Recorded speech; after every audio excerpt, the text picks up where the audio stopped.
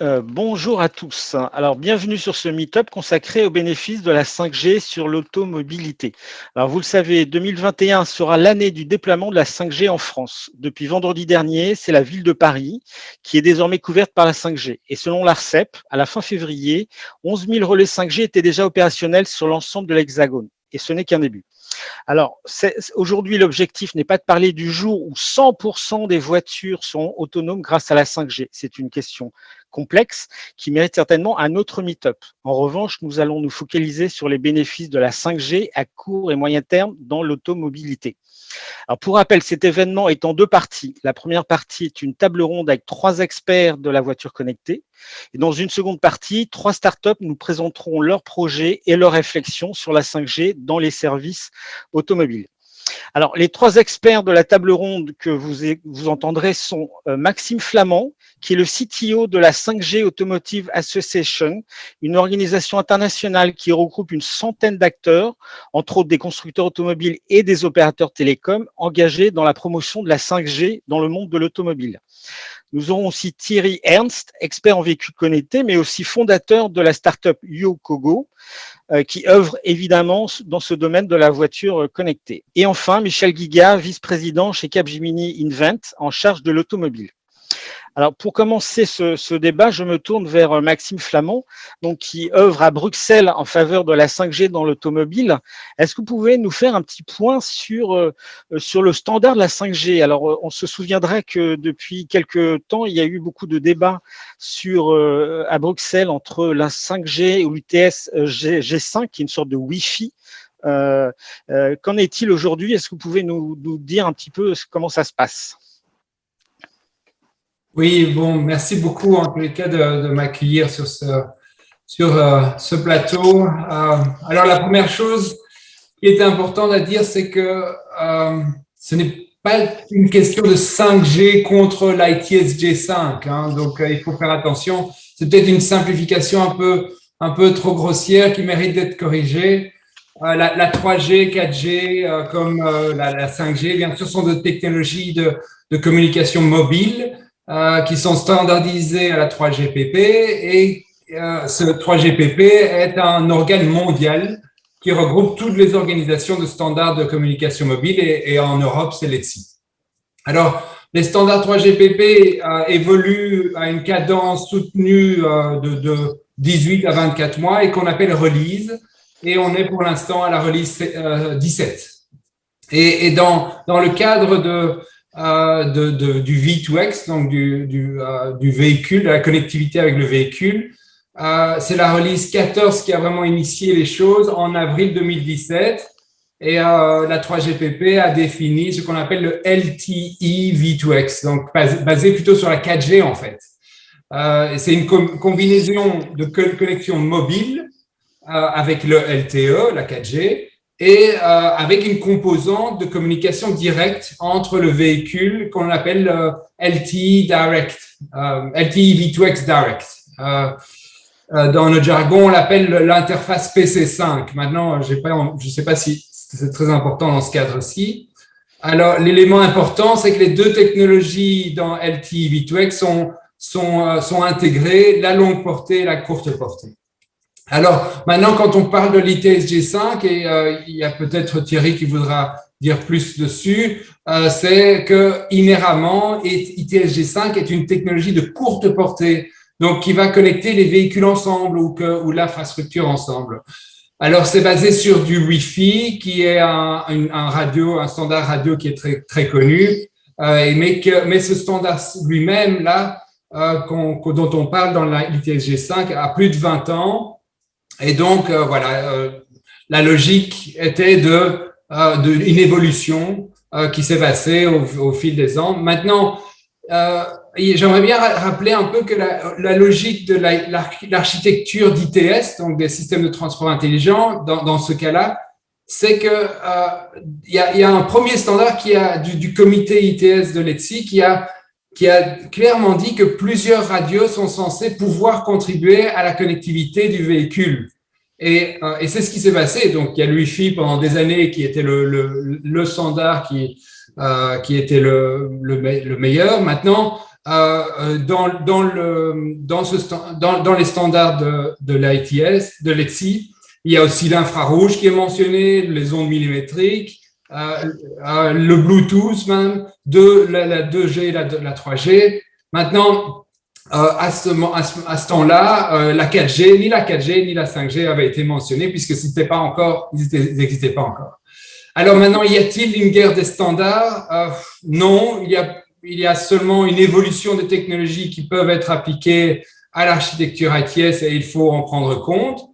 Et pour ce qui est de la guerre des standards que peut-être vous évoquiez, je pense qu'elle n'est pas créée par le standard lui-même, mais en tous les cas, en ce qui me concerne, je vois qu'il y a une obstination de certaines instances qui ne sont pas nécessairement technologiques, qui sont plutôt politiques ou qui ne représentent pas l'industrie, de pousser certaines solutions sans tenir compte de la logique de marché actuelle. Et voilà. Donc, bref, le marché, en fait, va vers une connectivité cellulaire 4G, 5G, qui est technologiquement compatible avec LTE V2X Direct, PC5.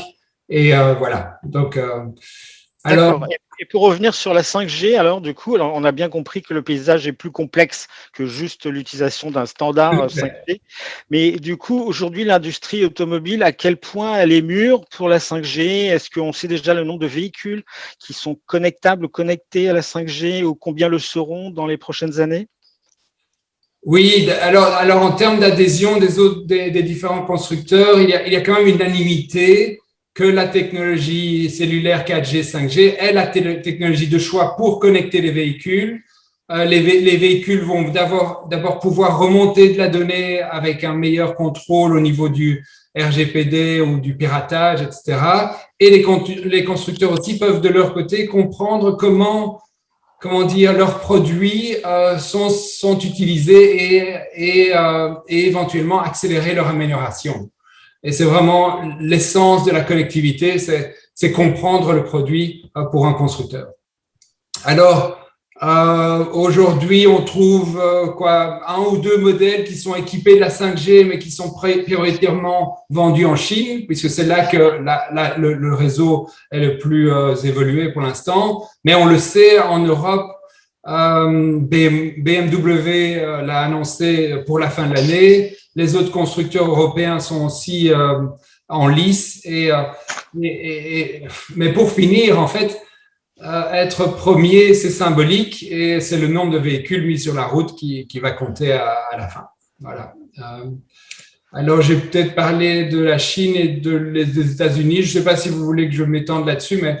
Oui, un petit point. La 5G automobile en Chine ou aux États-Unis, juste pour qu'on puisse comparer.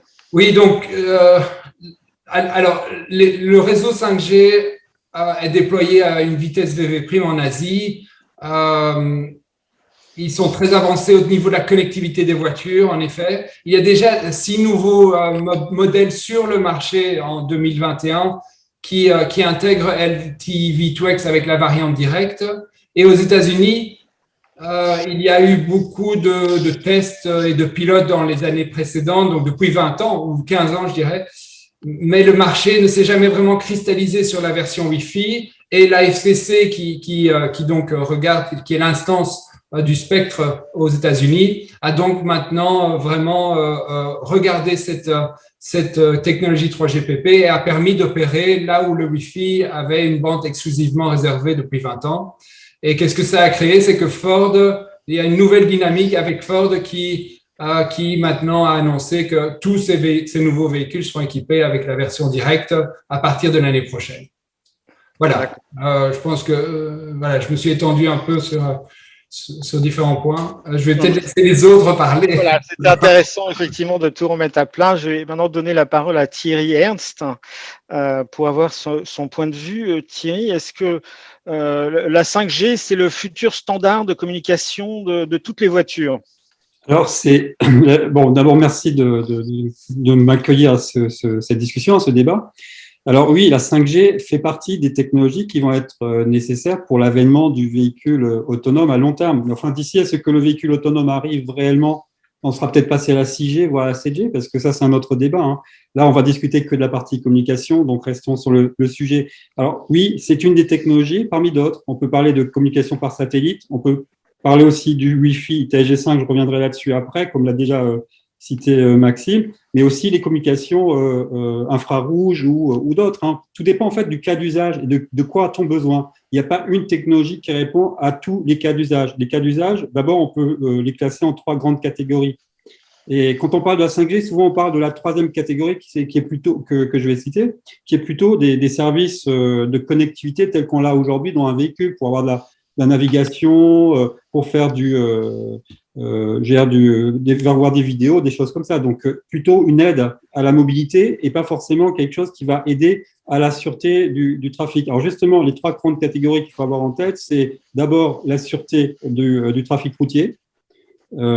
Ensuite, l'efficacité du transport routier. Et troisième, c'est vraiment toutes ces applications à valeur ajoutée. Alors, dans les standards, effectivement, il y a une architecture de communication qui a été développée, qui a commencé à se développer il y a 20 ans. On appelle ça ITS Station, Communication Architecture. Elle est développée par l'ETSI, l'ISO et le CEN. Et effectivement, elle intègre dès le départ une multitude de technologies, parce que justement, elle reconnaît le fait qu'on a besoin parfois de faire des communications véhicules vers le cloud, parfois on a besoin de faire des communications véhicule à véhicule à faible latence, parfois véhicule infrastructure. On peut imaginer aussi bien les communications entre le véhicule et les piétons pour détecter un piéton dans un angle mort, un cycliste, etc.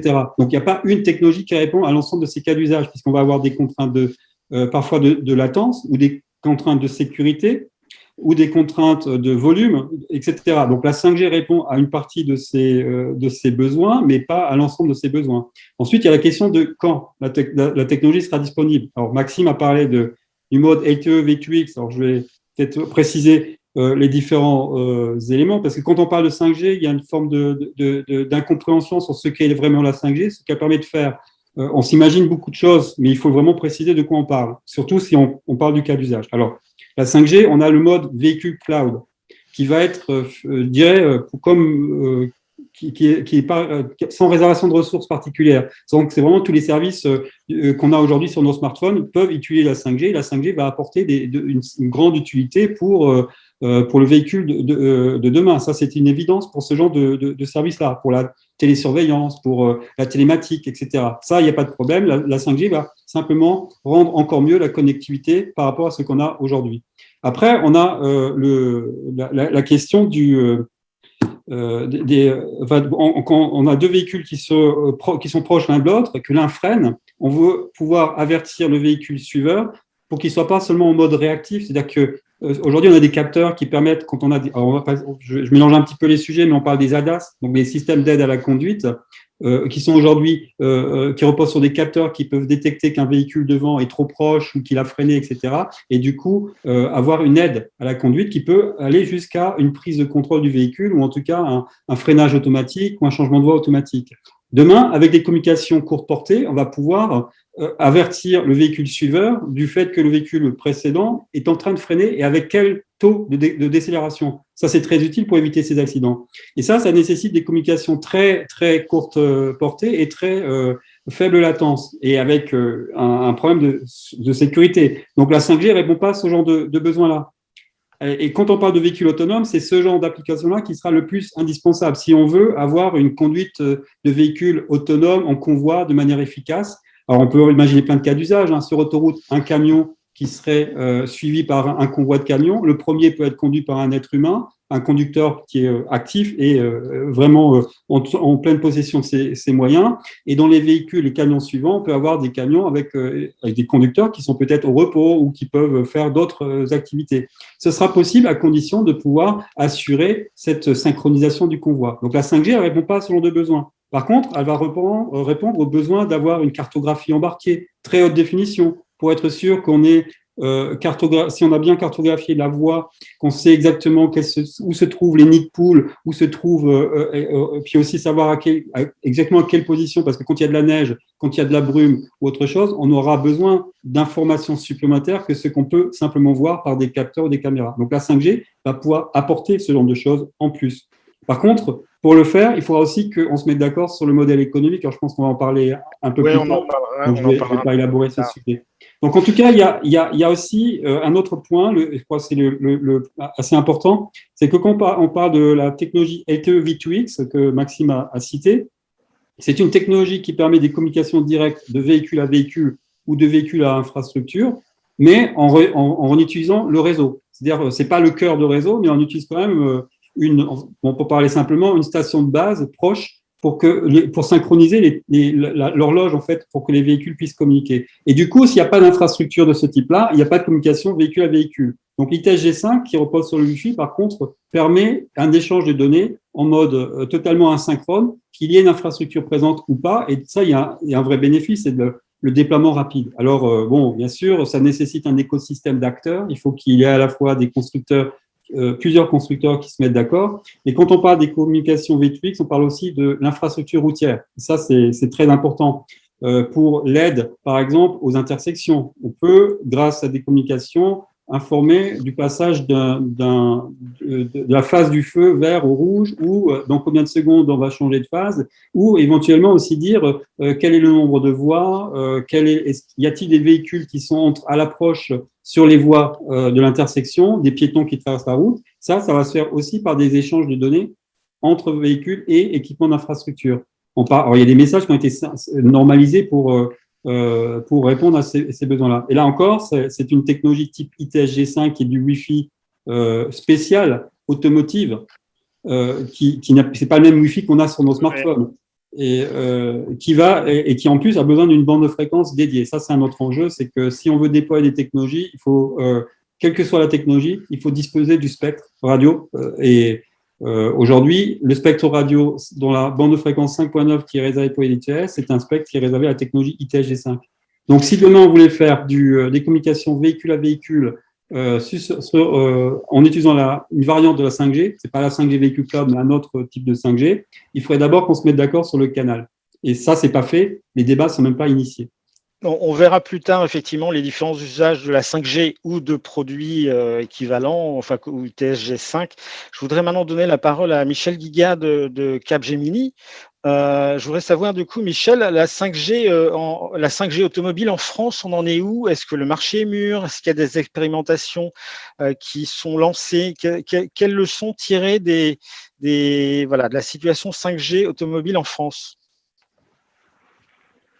Oui, merci Guiguet, merci de m'accueillir aussi. Alors, je ne reviendrai pas sur la technique qui a bien été expliquée par les deux interlocuteurs précédents. Je pense en France, en fait, la 5G va quand même être tirée par la sécurité aujourd'hui et par les nouveaux services. Donc, sur la partie sécurité, la France est guidée par une stratégie qui est la stratégie des véhicules autonomes qui a été remise à jour récemment, en fin d'année dernière, au travers de la stratégie de la mobilité automatisée, routière automatisée. Donc, c'est une stratégie portée par Anne-Marie Idrac. Et la nouveauté, je dirais, de cette deuxième version de stratégie, elle fait apparaître que le véhicule autonome va devoir demain communiquer de plus en plus avec la route pour pouvoir se déplacer. Et donc, cette coopération, cette collaboration est au cœur, je pense, de ce qu'on essaie de pousser en France dans les différents projets. Donc, on a eu beaucoup de projets sur la 5G, mais plutôt sur un aspect technique.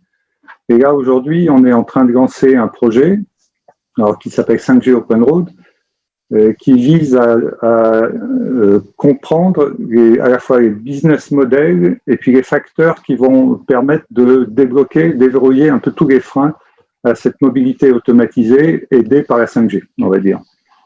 Donc, en fait, comme le disait Vincent, il y a besoin d'avoir un écosystème autour de la table.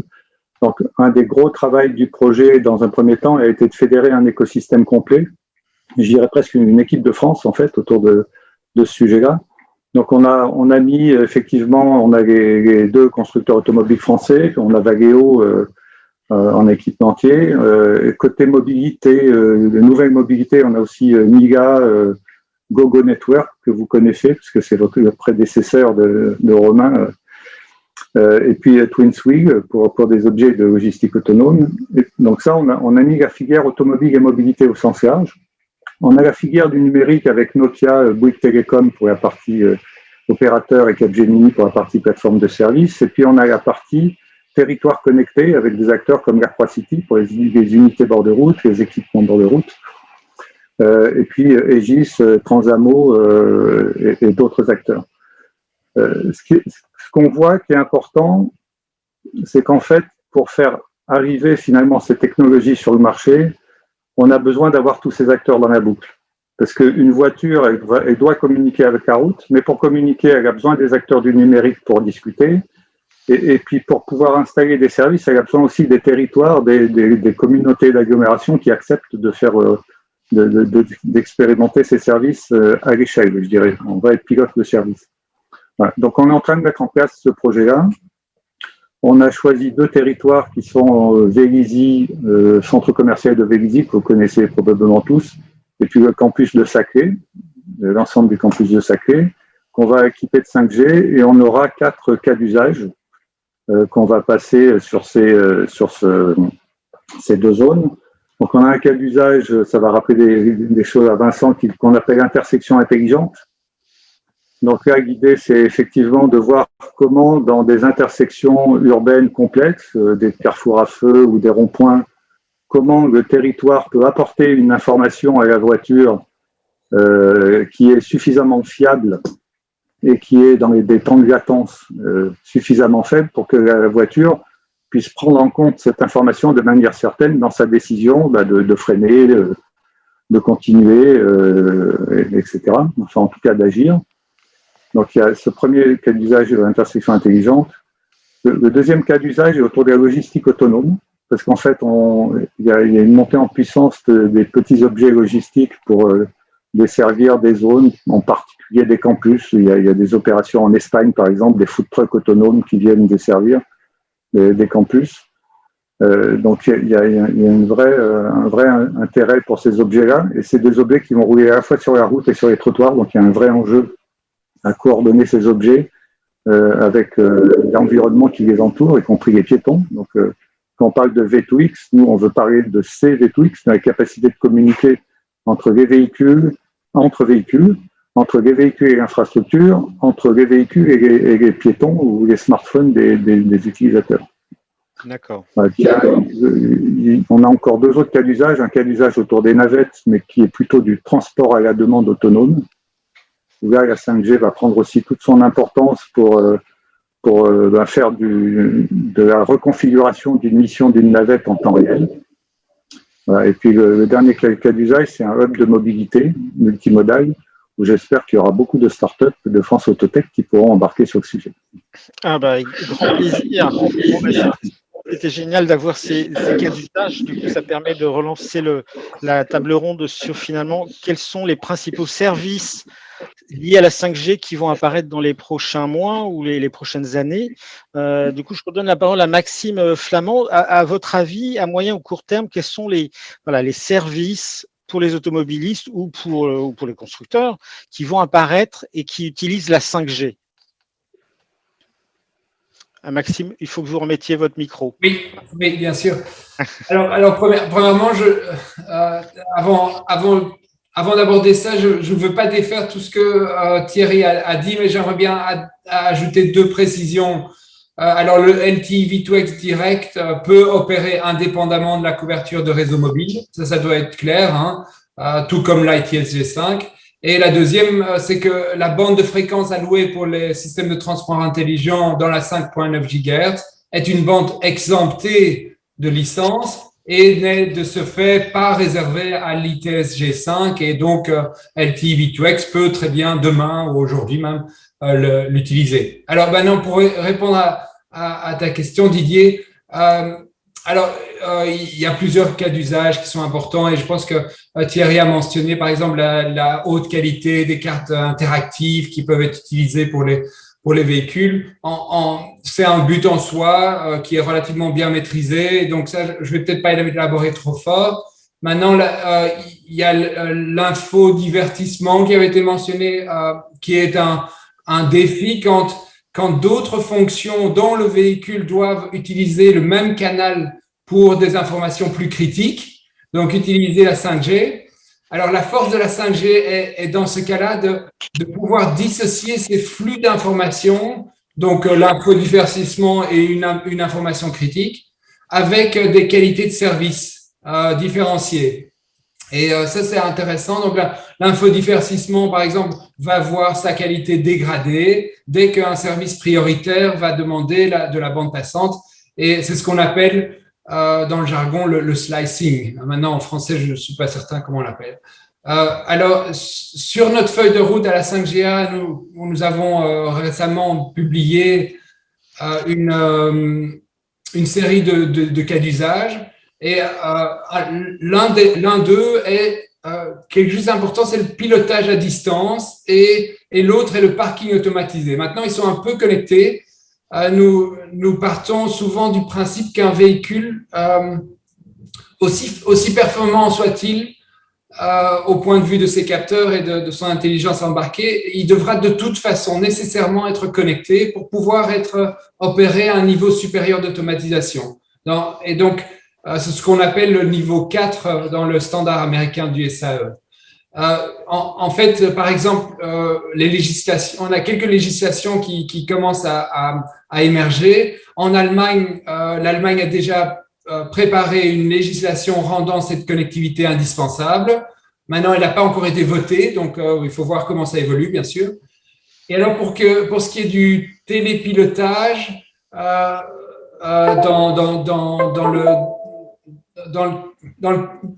le cadre plus commercial, c'est un marché relativement juteux qui permettrait de déplacer des véhicules qui ne sont pas nécessairement doués de toutes les facultés, de toutes les capacités d'une conduite automatisée. Et donc, on pourrait les utiliser pour les déplacer, par exemple, dans un parking ou dans un environnement plus contrôlé. Et les premières applications sont, par exemple, à la sortie de la chaîne de montage, tout simplement, de redispatcher les véhicules au bon endroit. Là, il y a encore une discussion si toute l'intelligence doit être dans le véhicule ou bien si l'intelligence peut être outsourcée et au niveau de l'infrastructure. Et on pense que la vérité est entre les deux, en fait. D'accord, merci beaucoup. Thierry, du coup, je voudrais votre avis là, sur les killer applications de la 5G dans l'automobile. D'après vous, quels sont les usages qui vont vraiment s'imposer, qui utilisent la 5G? Il faut mettre votre micro, Thierry. Oui, alors je l'ai dit un petit peu avant, mais donc moi, sur la partie cas d'usage, ça dépend si on se projette dans le court terme ou le moyen long terme. Sur le court terme, ce sont que des applications qu'a pu citer Maxime. Par contre, sur le long terme, quand on parle de véhicules autonomes, etc., il y a la question effectivement du guidage à distance, le parking opéré ou téléopéré, etc., mais qui nécessite d'une part que les véhicules soient équipés de capteurs, parce que la technologie 5G, c'est un canal de communication parmi d'autres, mais il y a aussi surtout, pour que le véhicule autonome fonctionne, des technologies de capteurs qui sont de moins en moins onéreuses à intégrer. Donc, le premier enjeu, c'est que les véhicules soient équipés. Ensuite, le véhicule de demain, pour être autonome, effectivement, il faudra qu'il sera connecté, ça c'est une évidence, et coopératif, donc qu'il puisse échanger avec son environnement. Il n'y aura pas d'avènement du véhicule autonome s'il n'y a pas ces éléments-là. Donc, la 5G va contribuer à cette émergence-là, mais elle ira pas plus vite que la musique, c'est-à-dire qu'elle contribuera à le faire à condition que les véhicules soient déjà livrés avec des systèmes qui le permettent, donc des ADAS coopératifs et surtout toute la panoplie de fonctionnalités support qui vont tourner autour. Parce que là, on va parler d'échange de données entre véhicules, donc de marques différentes dans des environnements différents avec l'infrastructure. Il faut déjà qu'on utilise des normes. Des normes au niveau… alors, la 5G est une norme, mais c'est une norme juste qui va faire le transfert de données. Il faut aussi une norme sur les formats de données, une norme sur la gestion de la sécurité. On parle de PKI, de gestion des clés, etc., de certificats.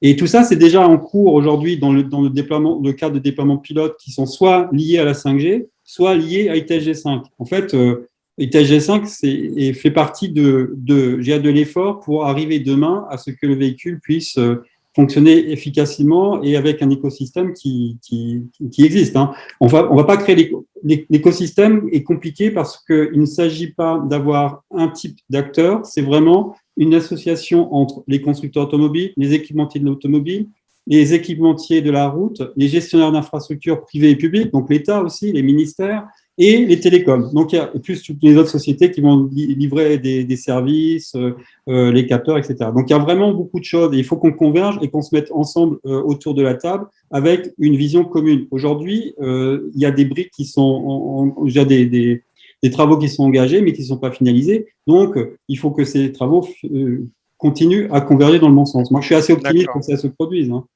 D'accord. La 5G impose des environnements, des écosystèmes très larges avec beaucoup d'acteurs qui apportent leurs briques, comme on a déjà dit plusieurs fois.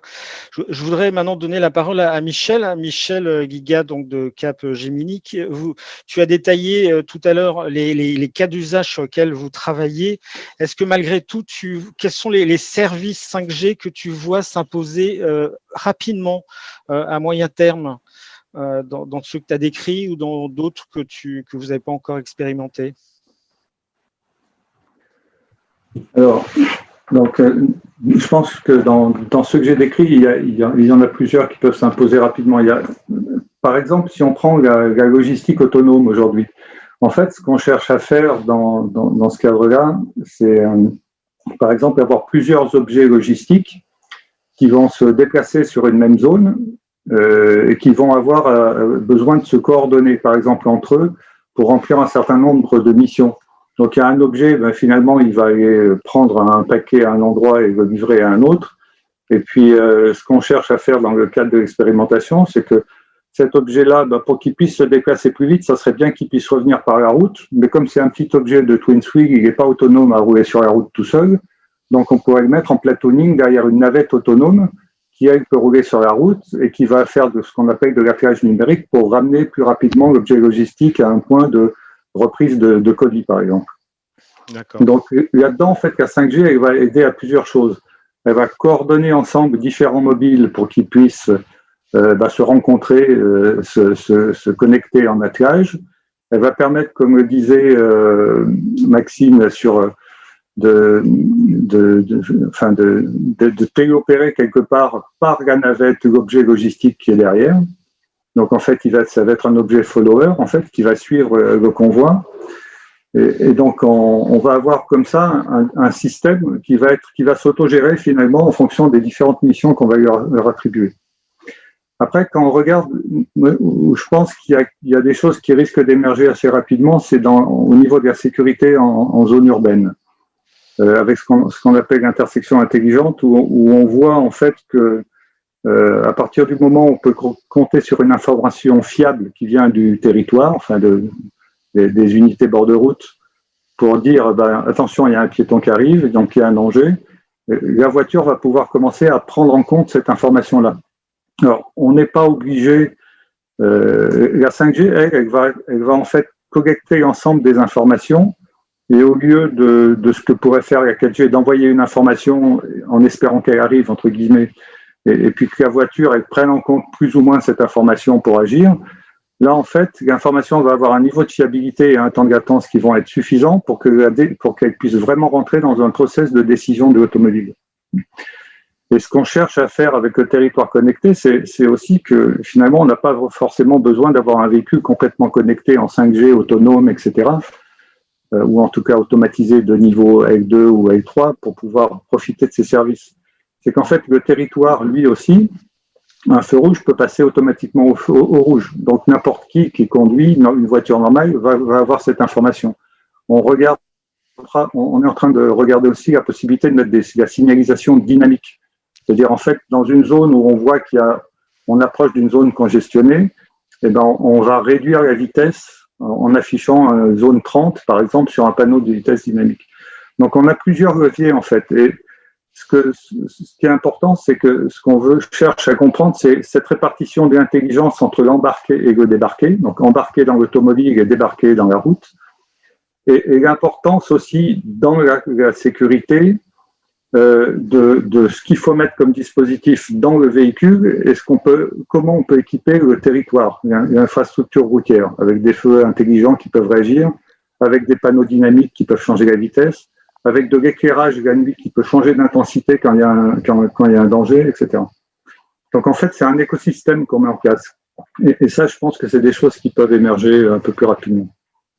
Puis un troisième sujet, mais si quelqu'un pose la question, je t'en parlais sur l'aspect business model qui nous intéresse, c'est ce qu'on appelle du geofencing dynamique. D'accord. Bon, peut-être on reviendra. Le temps passe très très vite. On va juste encore aborder un sujet avant de passer la parole aux startups. C'est sur le modèle économique des services basés sur la 5G. Tout le monde le sait, la 5G demande des investissements colossaux de tous les acteurs. Est-ce que finalement aujourd'hui ces différents services qu'on a évoqués, est-ce qu'ils sont rentables? Maxime, du coup, je voulais avoir votre petit éclairage là-dessus. Est-ce que un jour on peut récupérer des bénéfices sur ces investissements énormes autour de la 5G? Et qui va gagner de l'argent avec ces services 5G? Moi, je pense qu'il y a des gens qui savent exactement comment ils vont gagner de l'argent là-dessus. Maintenant, oui, l'investissement est gigantesque, mais les revenus sont gigantesques aussi. Donc, si on prend l'unique exemple de Deutsche Telekom en Allemagne, ils investissent plus de 5 milliards d'euros par an pour atteindre une couverture de 99% jusqu'à 2025.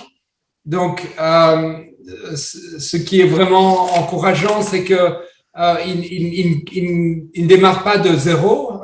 Il y a plus de 27 000 sites en Allemagne qui sont déjà 5G ready. Donc, ça veut dire qu'ils n'ont qu'à venir avec une nouvelle base station 5G et l'installer, connecter les connecteurs, surtout les fibres optiques et le courant. Et en général, il n'y a pas grand chose de plus à faire.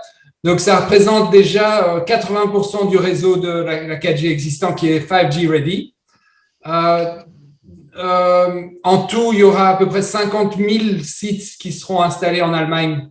Bon, je dis l'Allemagne, maintenant j'aurais pu prendre l'exemple de la France, mais je suis désolé que j'avais tous ces données au niveau de l'Allemagne. Alors, tous ces investissements vont se faire, en plus, vont se faire sur des cellules qui sont plus petites pour améliorer la qualité de service. Donc, la 4G était plus éparpillée. Maintenant, on vise une densification du réseau. Alors maintenant, la 5G, tout comme la 4G et les autres avant, ont toujours bénéficié d'un engouement inégalé au niveau de l'investissement. Donc, le portefeuille est ouvert. Donc, ça, je pense qu'il n'y a pas beaucoup de questions là-dessus. En plus, comme on a la base sur la 4G, elle est là pour ce qu'on appelle le carpet coverage. Tout ça est déjà bien installé. Et la 5G maintenant a déjà fait ses preuves dans différents pays, principalement l'Asie, donc la Corée qui a déjà 120 000 base stations, la Chine qui, là je ne sais même pas compter combien de base stations elles ont.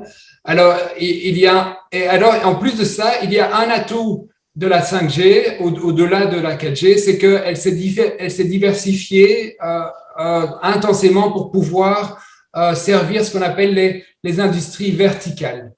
Alors, donc en fait, ce que ça veut dire, c'est que la 5G n'est pas nécessairement pour le commun des mortels qui va regarder Netflix dans son bus, mais plutôt pour servir en priorité les besoins de certaines verticales. Alors, je peux mentionner le média, l'industrie, l'énergie, le smart cities, la santé et bien sûr le transport. Alors, dans le transport, on inclut aussi la logistique qui a été mentionnée avant, les drones qui viennent en très, très, très fort, qui vont demander la 5G, et bien sûr le véhicule routier avec son automatisation. Et donc, tout ça pour dire que le véhicule automatisé n'est qu'un maillon dans le business model de toute la 5G. Le transport, rien que le transport, donc incluant la logistique, etc., et ça représenterait 6 à 8% de l'espérance de revenus. Donc, c'est tant mieux, parce que ça veut dire qu'en fait, on va diluer l'investissement parmi différentes verticales.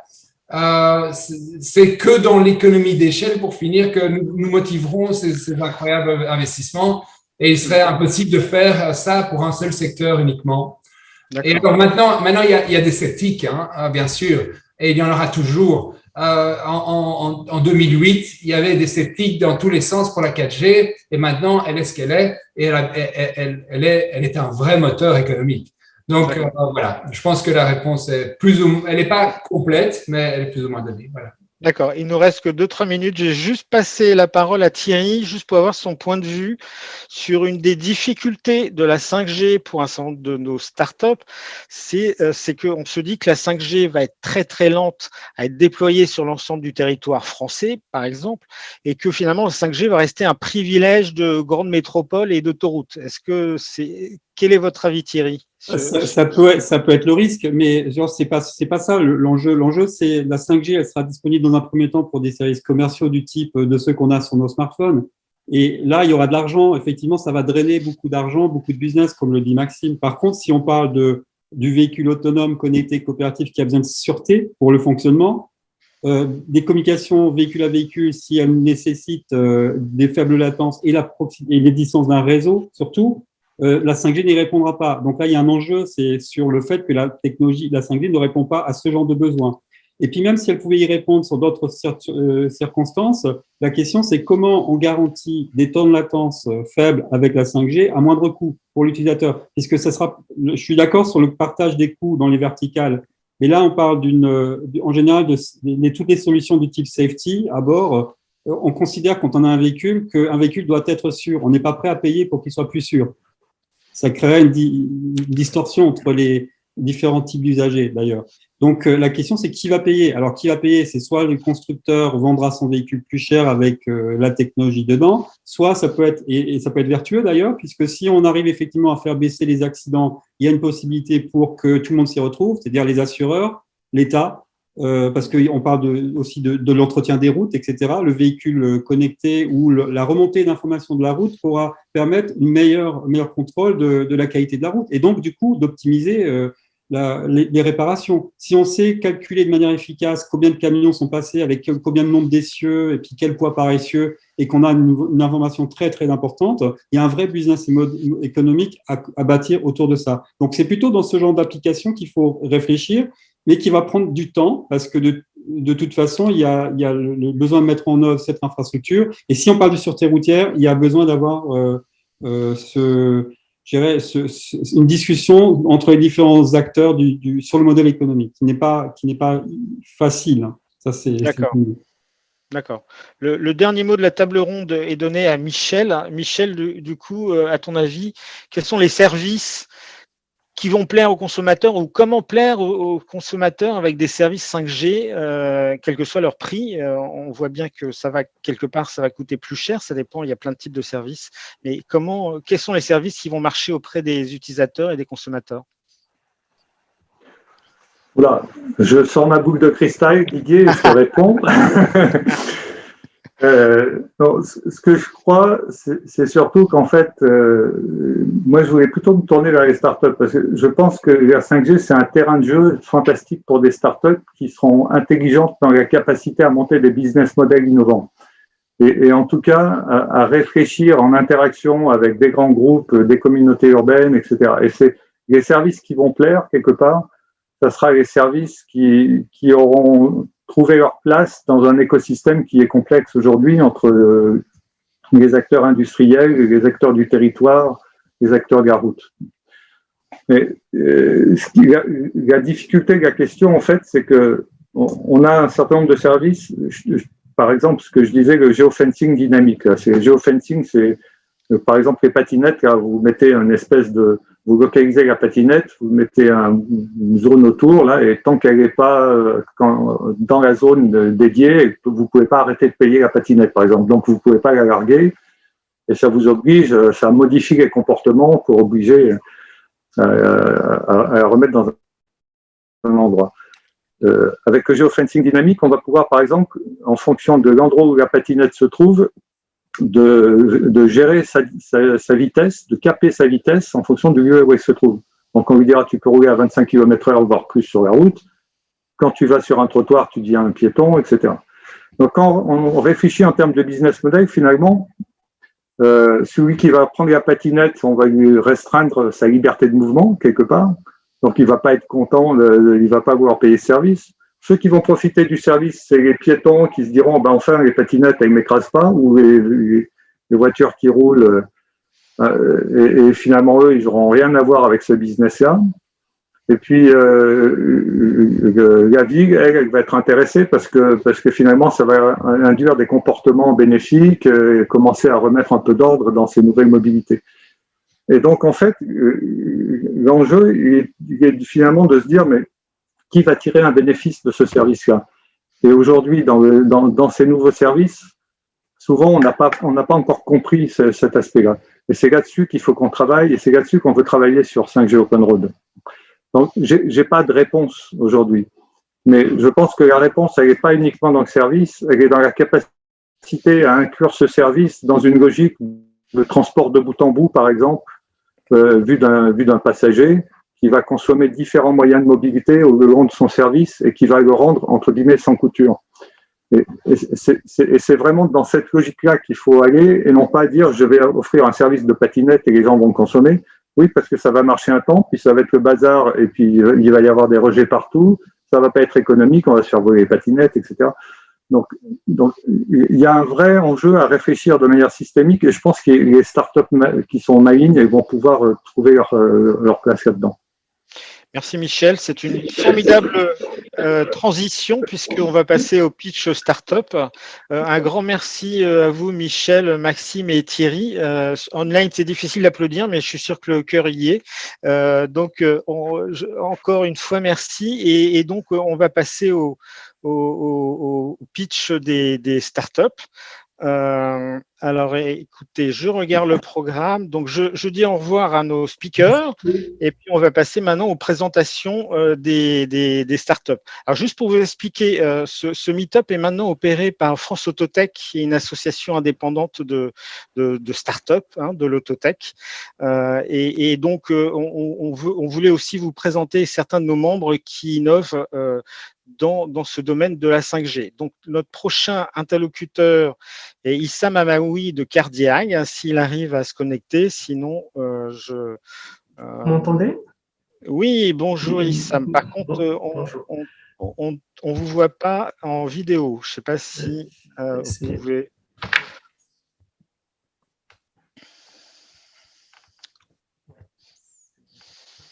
Voilà, super, c'est super. L'image est parfaite, le son est parfait. Donc Issam, si tu peux, alors tu peux lancer ta présentation comme tu veux, et donc je te laisse la parole. Tu présentes Cardiag, et donc l'idée c'est que tu nous expliques un peu sur comment tu intègres la 5G dans ta réflexion et dans tes projets de développement de Cardiag. D'accord. Donc je peux commencer par présenter.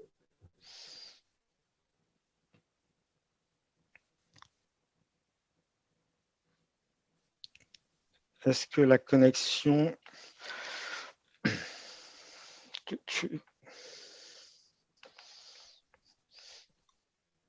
Ah. Issam, est-ce que tu nous entends bien? Les problèmes du online, c'est jamais tout à fait fluide. Moi, je vous entends très bien. Didier, je ne sais pas si tu m'entends bien de ton côté. Oui, mais je ne vois pas de présentation. Alors peut-être que tu… Ah, pardon. Est-ce que c'est… Ah, ok. Il faut que… Excuse-moi. Je vais partager l'écran. Oui, tu as le petit bouton share sur Zoom, voilà, qui permet de… Voilà, formidable. Et si tu mets ça en grand écran, tout le monde pourra voir. C'est formidable, c'est parfait. Donc, Cardiag, un garagiste dans votre poche. D'accord. Bonjour tout le monde. Du coup, on ne le dira jamais assez. Un grand merci à l'équipe France Autotech, à Didier, à Romain, à Thibaut et à Victoire pour cette belle invitation et aussi à la dynamique qu'ils apportent à notre écosystème de la mobilité. Je vais commencer par me présenter. Moi, je m'appelle Issam, je suis le cofondateur de Cardiag. Certains parmi vous la connaissent déjà. Donc, c'est une start-up autour du véhicule connecté. Donc, l'essentiel de notre travail consiste à développer des solutions pour faire parler les voitures. Donc ça, c'est notre promesse. Et nous avons développé une application grand public qui est notre vitrine qui s'appelle Cardiag, que je vais vous présenter. Alors, qu'est-ce que Cardiag? Donc, Cardiag est une solution simple et ludique à destination de madame et monsieur tout le monde. Donc, en branchant un simple boîtier à la prise de diagnostic de la voiture, qu'on appelle aussi communément la prise OBD, et grâce à une application mobile qu'on peut installer sur son smartphone, les automobilistes peuvent accéder au diagnostic de leur véhicule en toute autonomie. Cela consiste à identifier les pannes, leurs origines bien sûr, l'usure des composants, les émissions CO2 et le scoring de la conduite en temps réel. Et du coup, en cas de panne, cette application Cardiag donnera des conseils de réparation pour les do-it-yourself, d'achat de pièces automobiles et aussi une estimation de coûts de réparation au cas où on veut aller chez le garagiste. Donc, notre offre actuelle, elle est composée comme suivant. Donc, nous avons d'un côté les applications disponibles sur les stores, l'Apple Store et le Google Play Store. Madame, monsieur, tout le monde, du coup, qui télécharge cette application sur le smartphone et ainsi, il y aura un lancement d'un diagnostic automatique. Du coup, ce diagnostic va envoyer des requêtes et des questions au boîtier Cardiag branché à la prise OBD du véhicule et ce dernier va envoyer des requêtes à tous les capteurs de la voiture afin de renvoyer des codes et des valeurs en temps réel qu'on va derrière aller vérifier sur le cloud afin de donner un état et un score final de l'état de santé de la voiture à l'utilisateur. Du coup, en plus, vu que les utilisateurs, en fait, comme on voit ici, lancent les diagnostics depuis leur smartphone, une de nos principales contraintes est de garder une expérience utilisateur confortable, donc qui ne dépasse pas 10 secondes pendant tout ce process, à savoir depuis l'appui sur le bouton diagnostic du smartphone jusqu'à la récupération du score global sur l'écran du smartphone, ce qui nous oblige, nous, du côté Cardiag, de limiter et restreindre la quantité des données qu'on échange entre toutes ces composantes. Et c'est là où ce qui nous amène à la 5G et à ce qu'elle va apporter à notre solution. En fait, comme on sait, du coup, Cardiag propose à ces 200 000 utilisateurs de transformer leur véhicule standard en une voiture connectée en utilisant bien sûr l'application et le boîtier. En revanche, les réseaux mobiles proposés actuellement de la 2G jusqu'à la 4G ainsi que leur couverture parfois moyenne dans certaines zones limitent les échanges de données entre les voitures d'un côté et nos serveurs et notre cloud qui est responsable du stockage d'un côté et des calculs de l'autre côté. Du coup, l'arrivée de la 5G et son déploiement sur tout le territoire, on l'espère bien, avec une bonne couverture, nous permettra de supporter des utilisateurs et des automobilistes qui vont utiliser notre solution depuis des endroits où le débit réseau est très très faible, comme par exemple les garages, les parkings souterrains et les aires de repos, et bien sûr les routes départementales. Donc ça, c'est le premier point. Le second point est lié au temps de réponse. En fait, comme on le sait tous, vu que notre solution est déployée sur une application mobile et sur les applications, le nerf de la guerre, c'est vraiment le temps de réponse. Et ce temps d'attente est un facteur vraiment pour les utilisateurs. Certains utilisateurs même sont très sensibles à la réactivité d'une interface. Donc, on va citer quelques chiffres ici. N'importe quel élément d'interface doit réagir rapidement, en moins de 0,1 seconde pour avoir une impression d'immédiat, moins d'une seconde pour que le délai ne soit pas très gênant et moins de 10 secondes pour ne pas dépasser le seuil de tolérance de l'utilisateur. Donc, avec théoriquement le débit proposé par les opérateurs de la 5G va être théoriquement, qui peut aller jusqu'à 2,1 gigabits par seconde. La 5G permettra de réduire considérablement les temps de réponse entre les utilisateurs et nos bases de données et ainsi offrir une meilleure expérience utilisateur.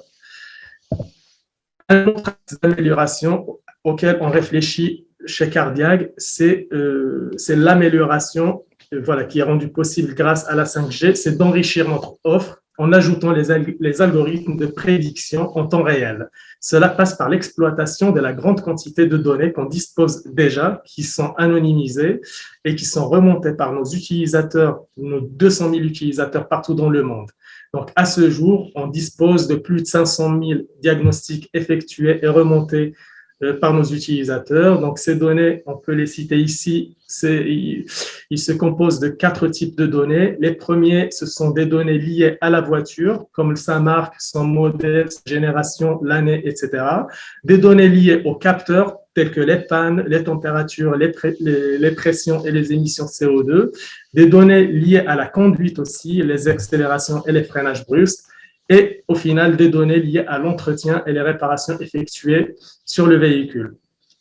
En fait, cette quantité de données qu'on dispose est utilisée à ce jour seulement pour faire des études et des statistiques brutes, comme par exemple lister des pannes récurrentes par marque et modèle de voiture, ou bien des comparaisons entre les émissions CO2 et l'éco-conduite entre les utilisateurs.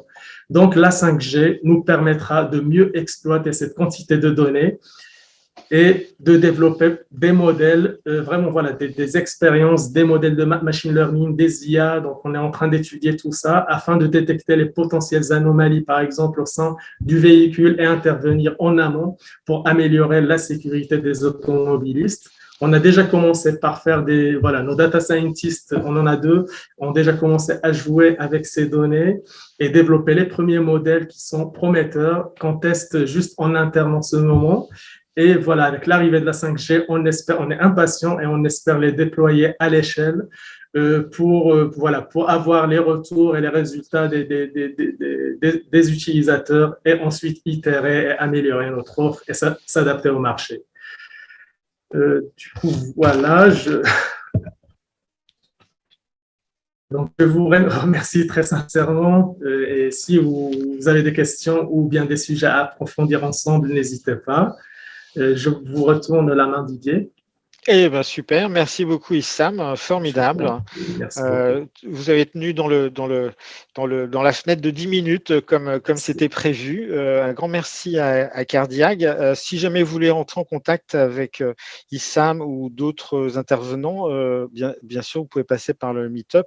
Nous allons bientôt, donc, le prochain speaker est Hervé Loin de Viat4U. En attendant qu'il monte sur scène, je voudrais juste vous remercier Laurent Dunis, que certains connaissent, qui est le fondateur en fait de ce meet-up, qui est aussi un membre historique de France Autotech.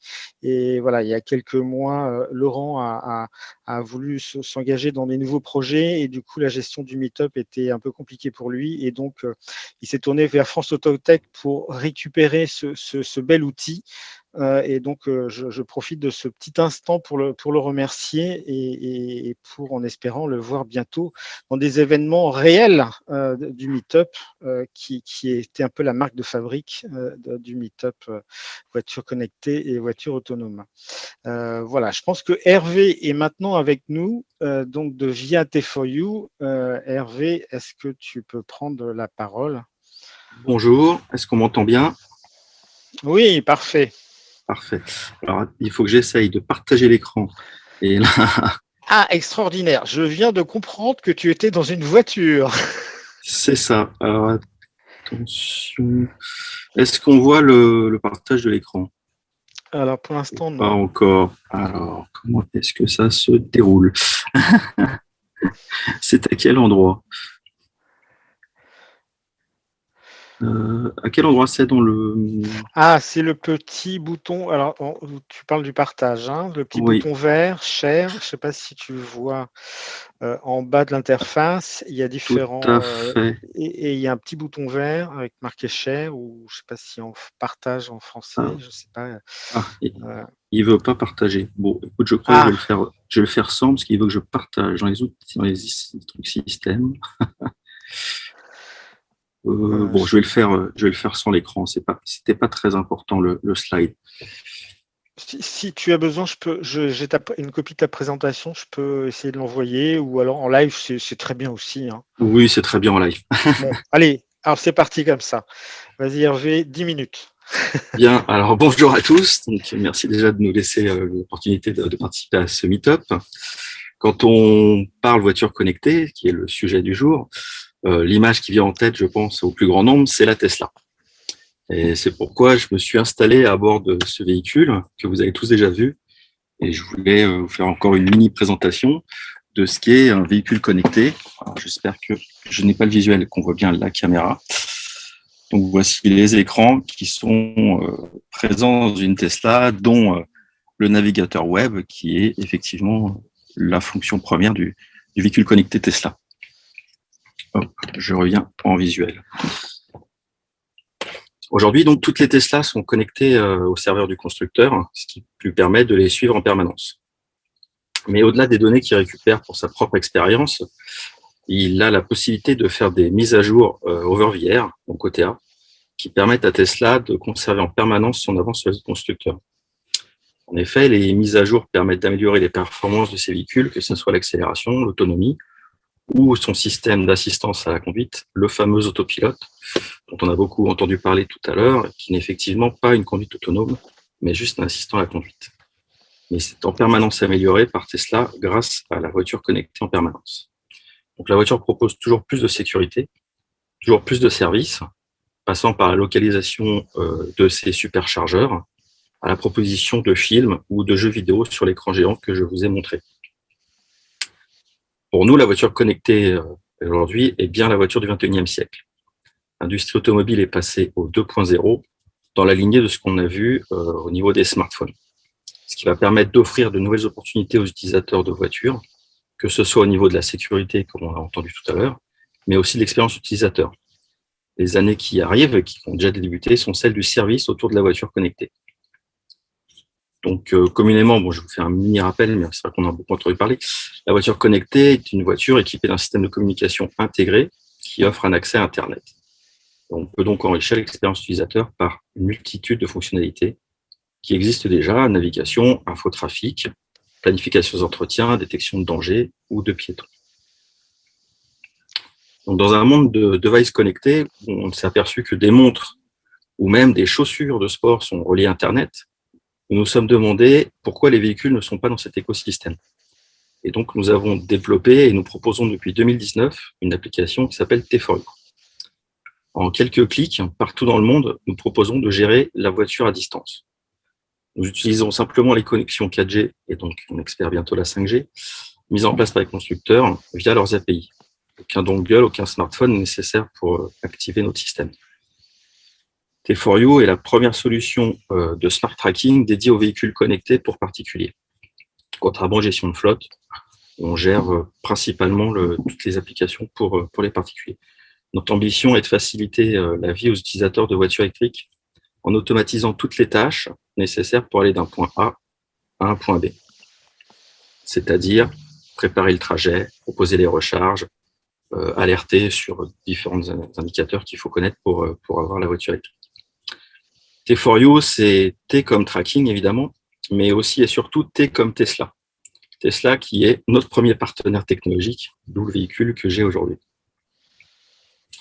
Aujourd'hui, dans le monde, ce sont plusieurs dizaines de milliers de propriétaires de Tesla qui bénéficient des services proposés par T4U. Une fois que la voiture est enregistrée dans nos serveurs, nous proposons toute une liste d'outils au service du conducteur. Donc, plusieurs outils comme les statistiques de conduite. Nous enregistrons, analysons, synthétisons l'intégralité des trajets de l'utilisateur. Et ensuite, grâce à une intelligence artificielle, on indique un score d'éco-conduite. On calcule ses consommations moyennes, l'autonomie réelle de sa batterie, et on lui prodigue ensuite des conseils pour améliorer l'autonomie de son véhicule, en fonction de ce qui s'est passé, du dénivelé, de la chaleur, de la consommation qu'il a eue. Nous intégrons ensuite un module d'aide à la décision. Ça permet par exemple de programmer des actions comme le chauffage pour que la voiture soit prête le matin avant d'emmener les enfants à l'école. Elle est dégivrée et à chaleur. Elle propose de programmer la charge aux heures idéales pour payer le moins possible. Nous proposons une gestion complète de la batterie, à savoir qu'il ne faut pas qu'elle soit trop déchargée ni trop longtemps chargée à 100%. Et nous avons également un module de surveillance du véhicule. Par exemple, si la voiture doit être rechargée, automatiquement, un petit pop-up arrive sur le smartphone et vous êtes alerté. La même chose si l'alarme se déclenche, etc. Ce sont des services, évidemment, qui ne sont pas proposés aujourd'hui par Tesla ni les autres constructeurs. C'est pour ça qu'on s'est permis de développer plus en avant le système.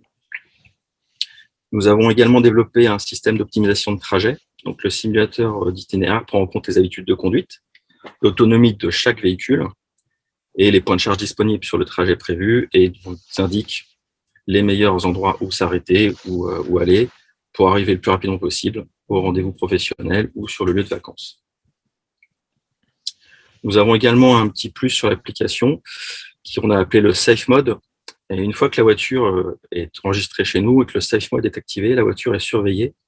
Tout déplacement sera immédiatement signifié sur le smartphone. Les données étant enregistrées, il sera facile ensuite pour la police de récupérer le véhicule qui aurait éventuellement été volé, que ce soit dans un parking, sur un camion, etc. Vu qu'on enregistre en permanence les distances, on pourra le récupérer facilement.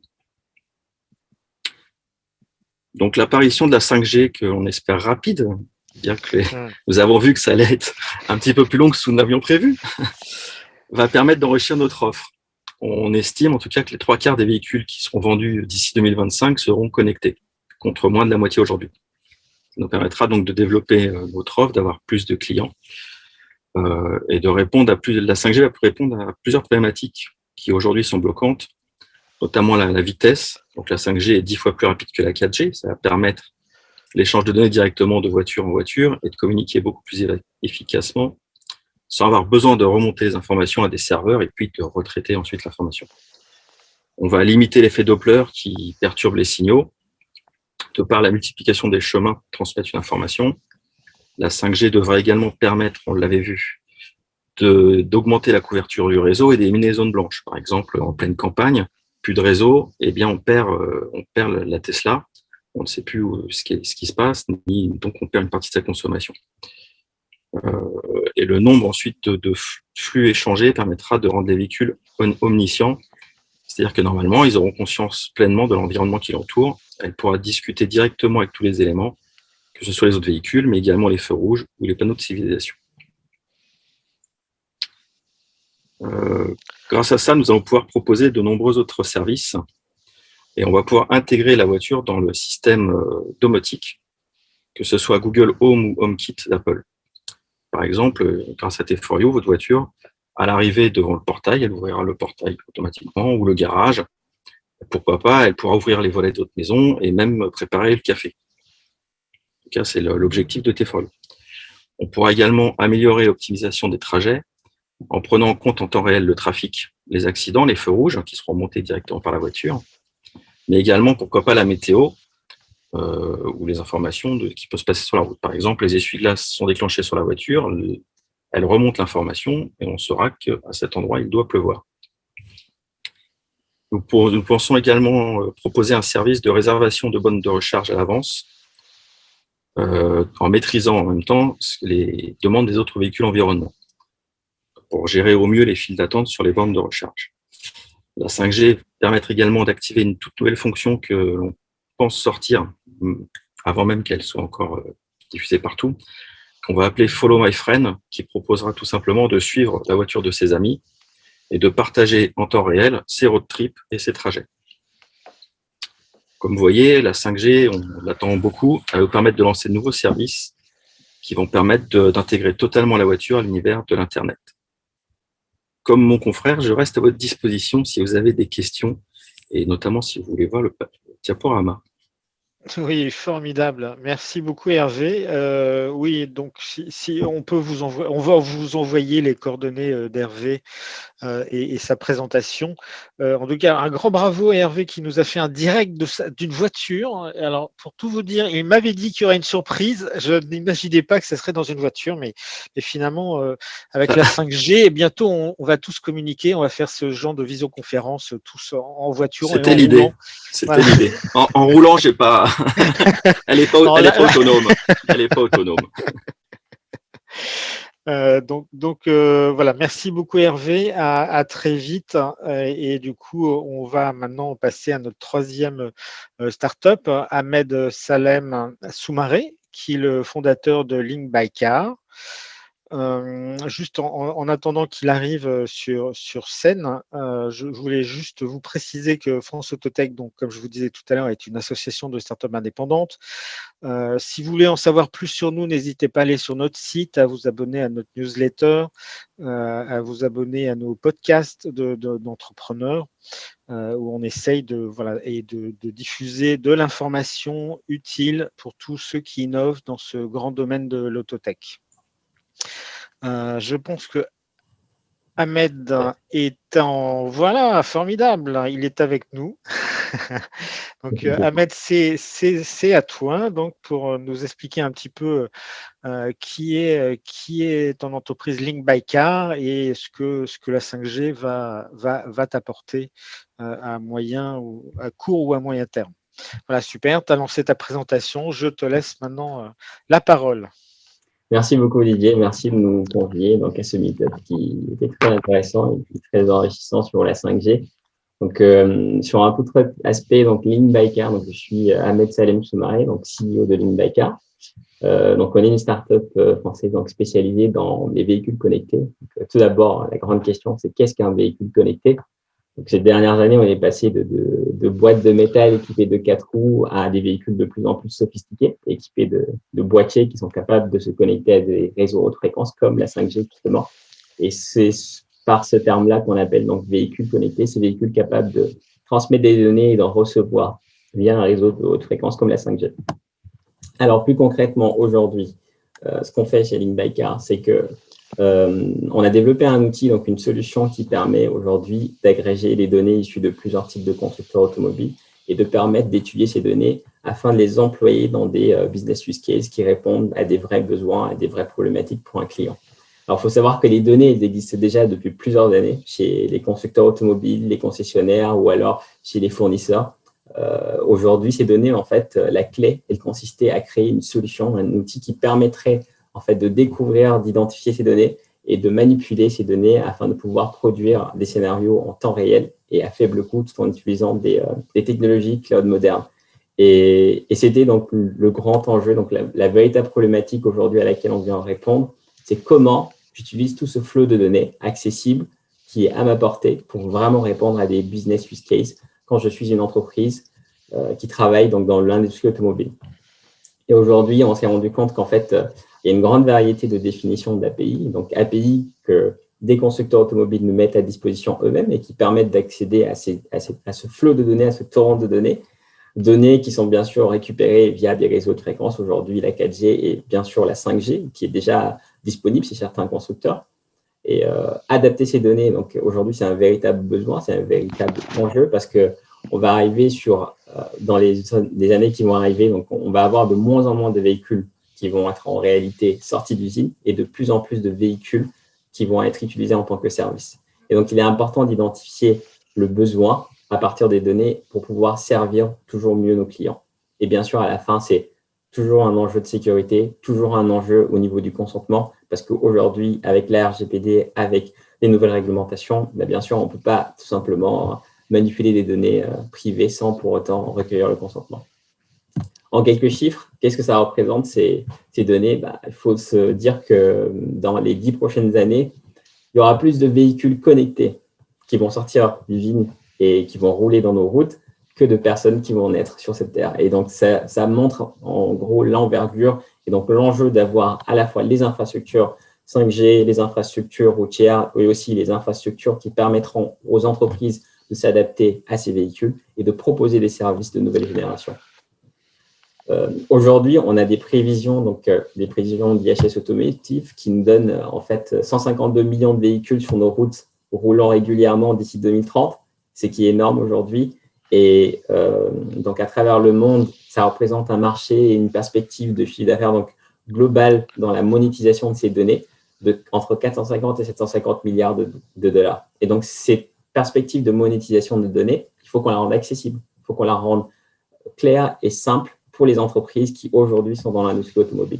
Et en termes de données aujourd'hui, par exemple, ça représente plus de 10 téraoctets de données par jour qui seront récupérables avec ces perspectives-là.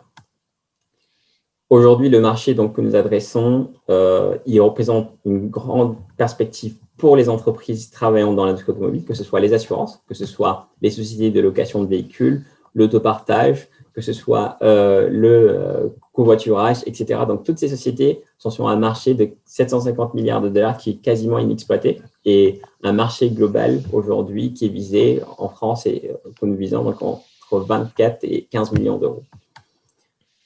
Notre solution, elle est très simple.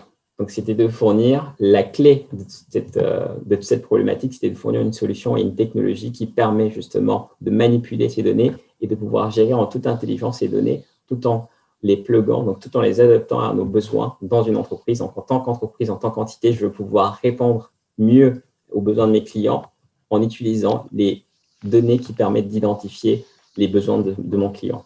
Et donc, ça passe par la compréhension, premièrement. La compréhension du conducteur, la compréhension du véhicule.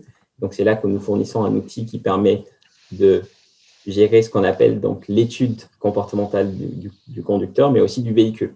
Donc là, on définit des patterns. Donc, c'est InByCar. Donc, on a une solution qui est basée sur de l'intelligence artificielle qui définit des patterns de conducteurs et des patterns de véhicules et qui agrège ces données, quel que soit le type de véhicule et de conducteur.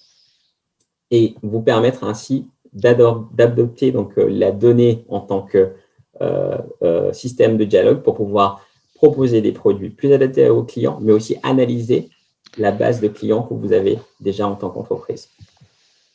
Et notre objectif, il est très simple. Aujourd'hui, nous avons une vision qui est de pouvoir permettre à de plus en plus d'entreprises d'accroître non seulement leur capacité à produire ou à déployer leurs services, mais aussi leur permettre d'intégrer l'aspect données sur leurs produits actuels ou sur leurs services actuels. Et donc là, nous espérons en fait que nos clients souscrivent donc à cette offre qui nous permet d'intégrer nos API et aussi d'intégrer notre plateforme qui intègre les mêmes standards que ceux des constructeurs. Nous récupérons donc les données qui viennent de ces mêmes constructeurs que nous agrégeons et que nous rationalisons pour permettre une étude intelligente et automatique et permettre à la fin, donc globalement, aux clients de pouvoir utiliser ces données dans leurs produits pour pouvoir proposer des solutions plus adaptées. Les cas d'usage de la 5G sont très clairs pour nous et donc ça représente tout simplement une accélération de la croissance de véhicules connectés. Parce que le fait d'avoir justement la 5G déployée de plus en plus rapidement et d'accélérer son déploiement permettra d'avoir une industrie automobile beaucoup plus réactive par rapport aux données et aussi d'avoir, comme le disait donc Hervé, des véhicules qui pourront communiquer entre eux et qui permettra d'accroître notre connaissance des véhicules connectés. Le deuxième point important, c'est d'améliorer les services sur les véhicules connectés. Parce qu'on va arriver donc, dans les prochaines années dans un monde où nous aurons de moins en moins de véhicules produits pour avoir de plus en plus de services autour du véhicule. Et ces services permettront justement d'arriver sur l'utilisation de véhicules en tant que de transport de mobilité, donc véhicule en tant qu'outil de transport de mobilité et non pas véhicule en tant que possession ou en tant que bien matériel. Et donc ces services en temps réel, on en a besoin. Et pour les utiliser, la 5G est un moyen crucial parce qu'il nous permet non seulement d'avoir accès à un réseau de très haute fréquence, des temps de réponse très élevés et de fournir finalement des services en temps réel qui permettent de répondre à des véritables besoins. Donc aujourd'hui, nous avons chez InByCar intégré en un an plus de 42 000 véhicules de flotte de véhicules connectés issus de différents types de constructeurs. Nous arrivons à atteindre des chiffres par rapport à nos clients, donc leur permettre de réduire les coûts et les temps de réparation sur leurs véhicules vis-à-vis des produits qu'ils vendent, des services qu'ils proposent à leurs clients finaux. Et nous arrivons également à réduire les coûts moyens de services sur les flottes de véhicules connectés. Et ces flottes, ce sont des flottes qui rentrent dans des cas d'usage comme le covoiturage, le car sharing, l'autopartage, etc. Et c'est l'objectif que nous visons. Simplement, aujourd'hui, c'est un travail qui a été accompli sur une équipe, on va dire, 4 ingénieurs, bon, pas très diversifiés. Il n'y a pas de femmes, mais je pense dans les prochains mois, voire les prochains jours, intégrer une femme dans notre équipe. Mais je pense qu'aujourd'hui, je peux remercier cette équipe qui nous permet de construire et de proposer nos produits à nos clients. Donc voilà, aujourd'hui, on a France Autotech qui devrait être aujourd'hui sur ce slide, mais je pense que ça ne devrait pas tarder. Donc, en plus des Plug and Play avec qui on travaille pour pouvoir intégrer le monde de l'InsurTech en Europe, Valeo, avec lesquels on travaille, donc qui est aussi un des pionniers donc, de l'équipementier automobile en France et en Europe, et qui travaille massivement sur l'intégration de la 5G avec des constructeurs tels que PSA. Et puis, aujourd'hui, je pense que France Autotech aura bien sa place sur ce slide, et bientôt, je l'espère, on va intégrer d'autres acteurs.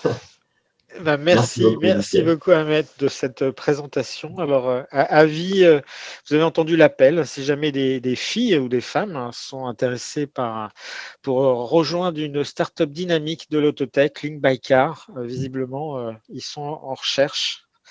Voilà, on va clôturer ce meet-up. Un grand merci à tous les intervenants, et puis un merci à tous ceux qui sont restés jusqu'au bout de ce meet-up. C'était un grand plaisir d'organiser cet événement en ligne, et comme je disais tout à l'heure, un jour viendra où on pourra réorganiser des rendez-vous physiques. Ça sera toujours plus facile pour interagir, pour échanger, pour imaginer ensemble les futurs services de l'automobilité. Donc, je vous dis à bientôt. Et puis, entre-temps, n'hésitez pas à aller sur le site France Autotech, qui est maintenant le gestionnaire, l'héritier en fait de ce meet-up, et qu'on va essayer de faire vivre et développer. Et puis, encore une dernière fois, un grand merci à Laurent Dunis, qui, par son énergie, a créé cette communauté active et créative. Et c'est un vrai plaisir de poursuivre ce travail comme il l'a fait. Voilà, je vous donne rendez-vous à une prochaine fois. Merci encore à tous, et à bientôt.